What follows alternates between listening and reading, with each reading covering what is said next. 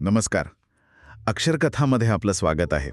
म्हणजे आजकालचा विचार केला ना, तर बऱ्याचदा असं होतं की आपण सहज आपला फोन हातात घेतो, एखादी बातमी किंवा लिंक उघडतो आणि अचानक जेव्हा आपण वर पाहतो तेव्हा आपल्याला जाणीव होते की बापरे, आपले 45 मिनिटे कुठे हरवले हे आपल्यालाच समजलेलं नसतं. अगदी खरंय. आणि हे प्रत्येकासोबत होतं आजकाल. हो ना. म्हणजे हे असं का घडतं? आजूबाजूला जरा नजर टाकली तर एक गोष्ट प्रकर्षाने जाणवते की माहितीचा एक न संपणारा महापूर आलेला आहे. सतत विचलित करणाऱ्या गोष्टी आहेत, भविष्याची सतावणारी चिंता आहे आणि कधीही न संपणारी ती पैशाची धावपळ. नक्कीच. म्हणजे एक प्रकारचा गदारोळच माजलाय सगळीकडे. बरोबर. आणि या सगळ्या गदारोळात एक अत्यंत शांत पण अस्वस्थ करणारा प्रश्न मनात येतो. म्हणजे या सगळ्या गोंधळात आपण स्वतःलाच कुठेतरी हरवून बसलो आहोत का? कसं आहे ना, हा प्रश्न आजच्या काळात अत्यंत कळीचा बनलाय. आणि म्हणूनच आपला आजचा हा जो सखोल वैचारिक प्रवास आहे ना, तो केवळ एक चर्चा नसून स्वतःच्याच मनाचा शोध घेणारी एक प्रक्रिया ठरणार आहे. म्हणजे आपण फक्त वरवरच्या समस्यांवर बोलणार नाही आहोत तर? नाही, अजिबात नाही. आपण फक्त जगण्यातल्या समस्यांवर भाष्य करणार नाही आहोत, तर मनाला खऱ्या अर्थाने शांत कसे ठेवायचे याचं एक अत्यंत प्राचीन तंत्र आज आपण समजून घेणार आहोत. डिजिटल युगाच्या या अफाट वेगात हे तंत्र आपल्याला एका स्थिर नांगरासारखं काम करेल असं मला वाटतं. क्या बात आहे. म्हणजे या प्रवासाची सुरुवात करण्यासाठी आपण एका कल्पनेचा किंवा साधर्म्याचा आधार घेऊया. असं समजा की आपलं मन हे एका हॉट एअर बलूनसारखं आहे. म्हणजे तो गरम हवेचा फुगा. अगदी बरोबर. त्या गरम हवेच्या फुग्यासारखं.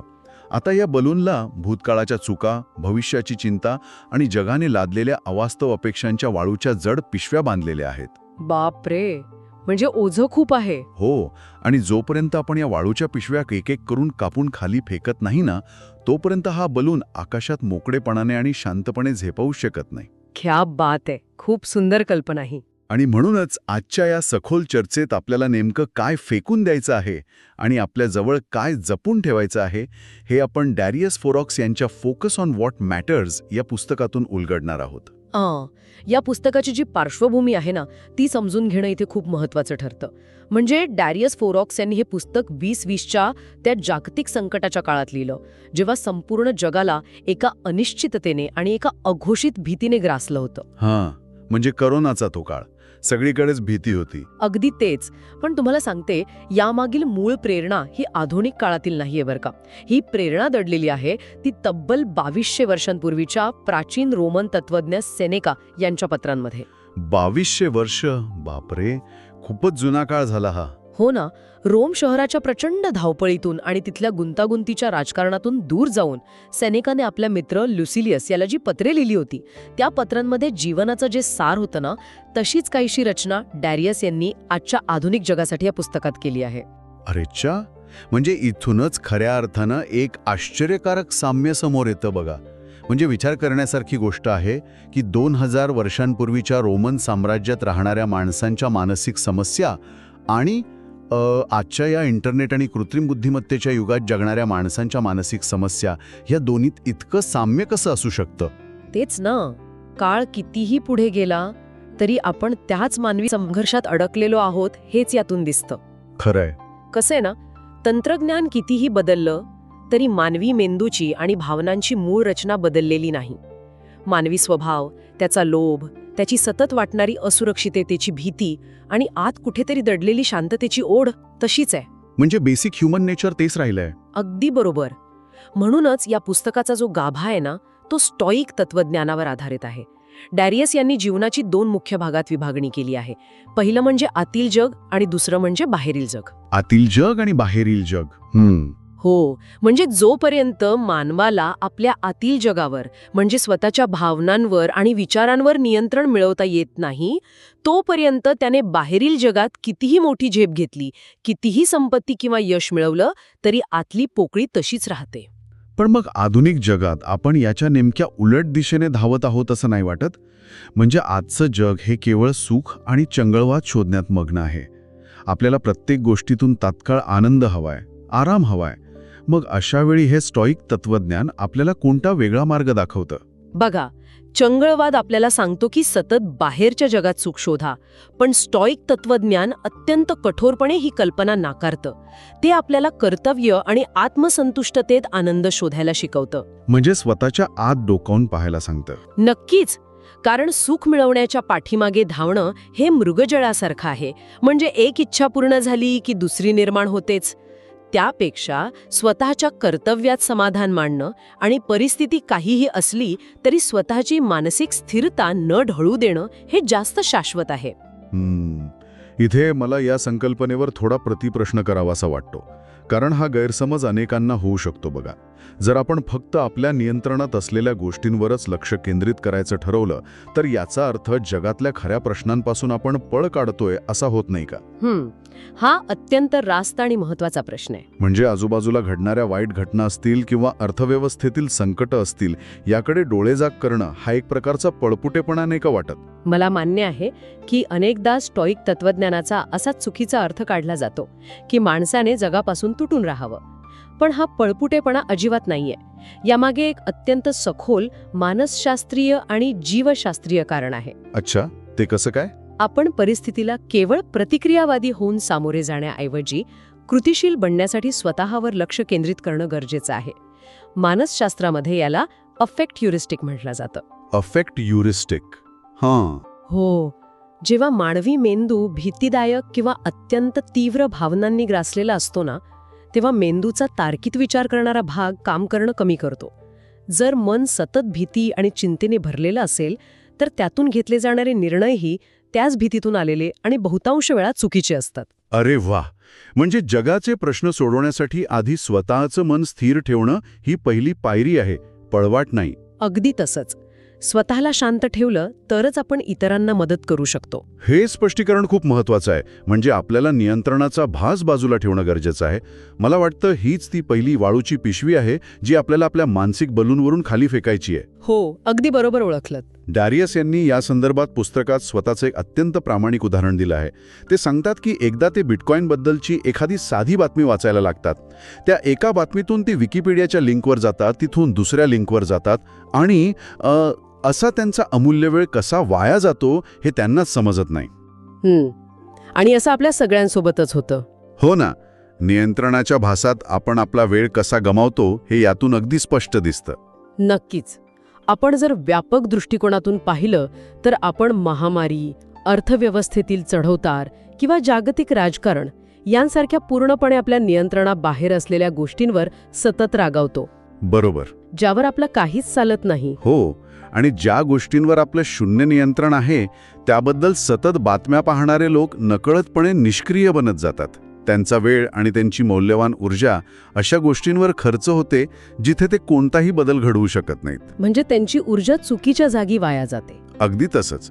आणि याचा परिणाम असा होतो की ज्या गोष्टी त्यांच्या नियंत्रणात आहेत, जसे की त्यांचे काम किंवा त्यांचे नातेसंबंध, त्याकडे त्यांचे पूर्णपणे दुर्लक्ष होते. हे तर खूपच भयंकर आहे.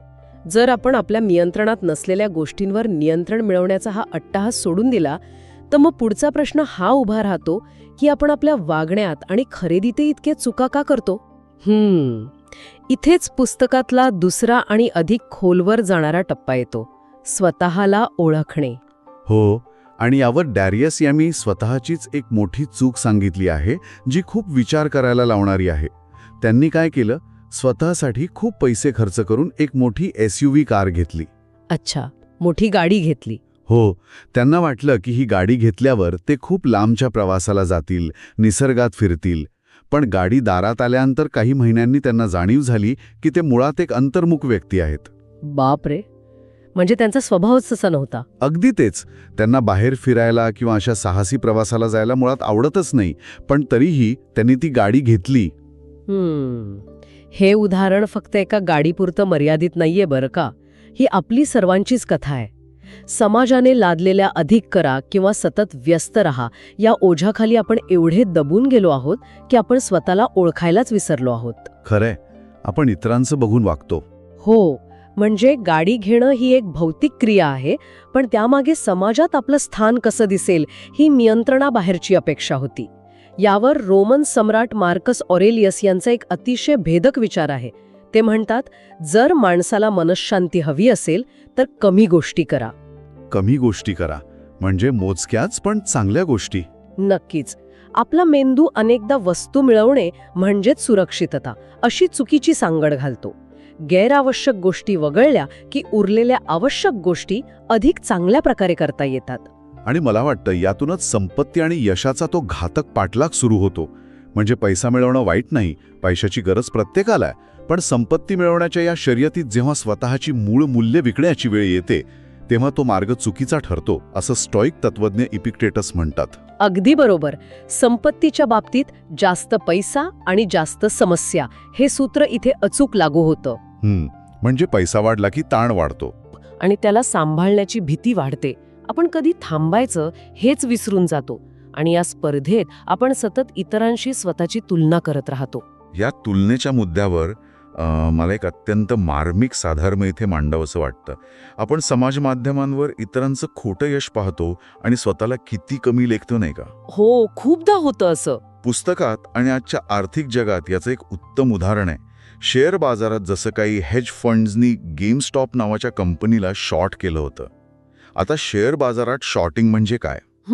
सांगा. जेव्हा एखाद्या गुंतवणूकदाराला वाटतं की एखाद्या कंपनीचे शेअर्स पडणार आहेत, ती कंपनी अपयशी ठरणार आहे, तेव्हा तो त्या अपयशावर पैसे लावतो.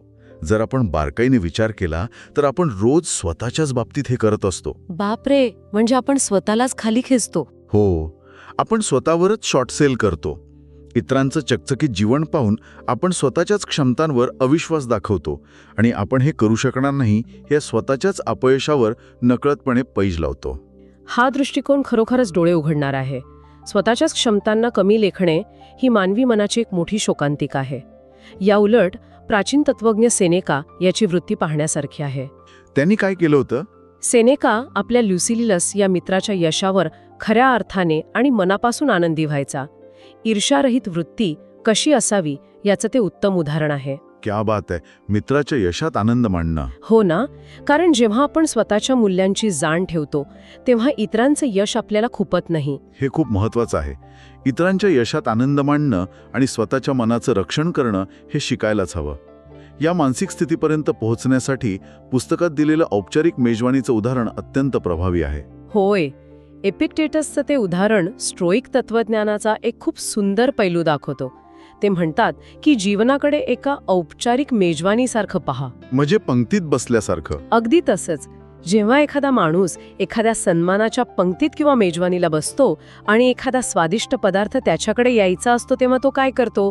तो काही आरडाओरड करत नाही किंवा तो पदार्थ दुसऱ्याच्या पानावरून ओरबाळून घेत नाही. बरोबर, तो शांत बसतो. हो, तो अत्यंत शांतपणे, संयमाने आणि सभ्यतेने तो पदार्थ आपल्या पानावर येण्याची वाट पाहतो. आणि जर तो पदार्थ संपला तरी तो रागवत नाही. जीवनातल्या यशाचं आणि संधीचंही अगदी तसंच आहे. वाह, संधीची संयमाने वाट पाहणे आणि जे वाट्याला येईल त्यात कृतज्ञता मानणे हे खरोखर मनाला प्रचंड शांती देतं. नक्कीच. इथून पुढे आपण या चर्चेच्या अशा एका टप्प्यावर आलो आहोत जिथे पुस्तकातले अत्यंत खोल, थोडे अस्वस्थ करणारे पण तेवढेच मुक्त करणारे विचार मांडले गेले आहेत. म्हणजे अस्थिरता आणि मालकी नसणे ही संकल्पना मनाला मुळापासून हादरून टाकते. हा खूप नाजूक विषय आहे. हो ना.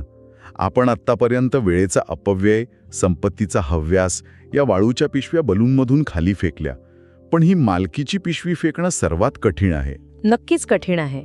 आणि हा स्टोईक तत्वज्ञानाचा सर्वोच्च आणि सर्वात कठीण टप्पा आहे असं मला वाटतं. हे तत्वज्ञान आपल्याला अत्यंत स्पष्टपणे सांगतं की आपण या जगात फक्त पाहुणे आहोत. फक्त पाहुणे? हो. आपलं घर, आपली गाडी, आपली संपत्ती, आपलं पद, इतकंच काय तर आपली अत्यंत जवळची आणि प्रिय माणसं ही आपली मालकी नाहीत. ती आपल्याला या विश्वाने काही काळासाठी अनुभवायला किंवा सोबत राहायला दिलेली आहेत. बापरे, हे ऐकायला खूप जड वाटतंय. हे अगदी एखाद्या हॉटेलमध्ये राहण्यासारखं आहे बघा. हॉटेलची खोली किती सुंदर असली तरी आपण तिथे कायमचे राहू शकत नाही.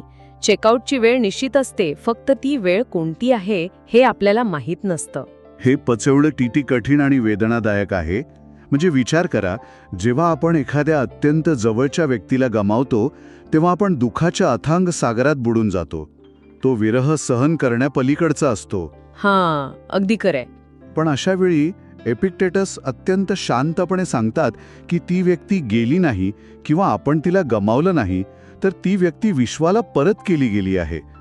हा विचार ऐकायलाही भावनांच्या पातळीवर किती कठीण वाटतो ना. हो, हे स्वीकारणं मानवी भावनांच्या दृष्टीने अत्यंत अवघड आहे, याची जाणीव स्टॉईक तत्त्वज्ञानांनाही होती. पण तुम्हाला सांगू, यामागील हेतू भावनाशून्य होणं हा नाहीये. मग नेमकं काय हेतू आहे? जेव्हा आपण एखाद्या गोष्टीवरचा किंवा व्यक्तीवरचा मालकी हक्क मनातून सोडतो ना, तेव्हा त्या व्यक्तीला गमावण्याची जी निरंतर भीती असते ती निघून जाते. ही संकल्पना आपल्याला मुक्ती देते. म्हणजे आपण मोकळे होतो त्या भीतीतून. अगदी बरोबर. कारण जेव्हा आपल्याला हे पूर्णपणे उमजतं की ही माणसं आपल्यासोबत कायम नसणार आहेत, तेव्हा आपण त्यांच्यासोबतचा आत्ताचा प्रत्येक क्षण अधिक जाणीवपूर्वक, अधिक प्रेमाने आणि कोणत्याही अटीविना जगतो. हा विचार दुःख देत नाही, तर तो दुःखाची तीव्रता कमी करून जगण्याला खोली देतो. आणि याच अनुषंगाने मला डेल कार्नेगी यांचा एक विचार इथे जोडावा असा वाटतो. ते म्हणतात, थकण्याआधी विश्रांती घ्या. आपण स्वतःला एक न थांबणारं यंत्र समजतो बघा, पण आपण स्वतःला क्षमा करायला शिकलो पाहिजे. आपल्याला सतत धावण्याची, सतत काहीतरी साध्य करण्याची आणि प्रत्येक गोष्टीवर नियंत्रण ठेवण्याची कोणतीही गरज नाहीये. खरंय, संपूर्ण प्रवासाचा आणि या पुस्तकाचा जर एकच महत्वाचा निष्कर्ष काढायचा ठरवला ना, तर तो हाच आहे की जीवनात शहाणपण मिळवणं आणि स्वतःचाच एक चांगला मित्र बनणं हेच आपलं अंतिम उद्दिष्ट असावं. स्वतःचाच मित्र बनणं. खूप छान. हो ना. स्वतःशी संवाद साधताना आपण किती कठोर असतो विचार करा. आपण इतरांशी जेवढ्या सौजन्याने आणि प्रेमाने वागतो, तेवढ्याच सौजन्य आणि समजून घेण्याची वृत्ती आपण स्वतःशीही दाखवली पाहिजे. तर या प्रवासाच्या शेवटी आपण एक अत्यंत महत्त्वाचा आणि अंतर्मुख करणारा विचार करून थांबूया. जर आपण आपला जॉब टायटल, आपला बँक बॅलन्स, आपल्या वस्तू आणि समाजाने आपल्याकडून ठेवलेल्या सर्व अपेक्षा हे सगळे एका क्षणासाठी बाजूला काढलं, तर आज जो माणूस उरतो तो कोण आहे? खूप खोल प्रश्न आहे हा. जेव्हा कोणीही पाहत नसतं तेव्हा आपण कसे वागतो? आणि सर्वात महत्त्वाचा प्रश्न, तो जो उरलेला माणूस आहे तो आपल्याला स्वतःला खऱ्या अर्थाने आवडतो का? या प्रश्नांची उत्तरं कोणाकडेही रेडीमेड नसतात बघा. ती आपल्याला आपल्या आतच शोधावी लागतात. शेवटी आपण या जीवनाच्या नाटकाचे दिग्दर्शक नाही आहोत, आपण केवळ अभिनेते आहोत. बरोबर. आपल्या हातात स्क्रिप्ट नाहीये. अगदी तेच. कोणती परिस्थिती निर्माण होईल, काळ कसा असेल यावर आपलं काही नियंत्रण नाही. पण जी भूमिका आपल्याला या विश्वाने दिली आहे ती सर्वोत्तम वठवणे, ती प्रामाणिकपणे आणि शांत मनाने जगणं, हे मात्र 100% आपल्याच हातात आहे. आणि याच अत्यंत शांत आणि खोल परिणाम करणाऱ्या जाणीवेसोबत आपण आजचा हा सखोल वैचारिक प्रवास इथेच थांबवत आहोत. आपला तो हॉट एअर बलून आता अनावश्यक ओझ्यांपासून मुक्त होऊन एका शांत आकाशात स्थिर झाला असेल अशी आशा आहे. नक्कीच. जर या कथा, हे विचार ऐकणाऱ्यांच्या मनात कुठेतरी घर करून राहिले असतील, तर हा संवाद, हा विचार इतरांपर्यंत पोचवा. अगदी बरोबर. कारण अशा कथा जिवंत ठेवण्याची जबाबदारी आपल्या सगळ्यांची आहे. हो, नक्कीच. या व्हिडिओला लाईक करा, चॅनलला सबस्क्राईब करा आणि जास्तीत जास्त लोकांपर्यंत शेअर करा. आणि वाचायला विसरू नका. आणि हो, फोकस ऑन व्हॉट मॅटर्स हे पुस्तक पुन्हा एकदा हातात घेऊन वाचण्यासारखं नक्कीच आहे. तुमच्या जवळच्या पुस्तकांच्या दुकानात किंवा ऑनलाईन हे सहज उपलब्ध होईल. पुढच्या वेळी भेटूया एका नवीन विषयावर असाच सखोल विचार करण्यासाठी.